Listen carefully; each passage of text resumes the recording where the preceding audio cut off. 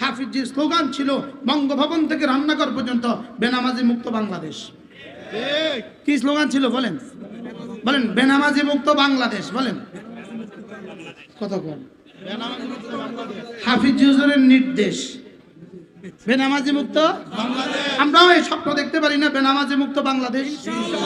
বেনামাজি মুক্ত বাংলাদেশ এটা একটা যদি কমিটি হয়, ওই কমিটির আমি হব সভাপতি, আমি হব সেক্রেটারি, আমি হব সদস্য।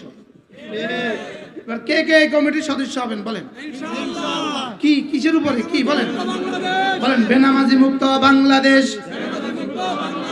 বেনামাজি মুক্ত বাংলাদেশ, বঙ্গভবন থেকে রান্নাঘর। বলেন বঙ্গভবন থেকে কি বেনামাজি মুক্ত বাংলাদেশ করবো আমরা ইনশাআল্লাহ। সভাপতি কে?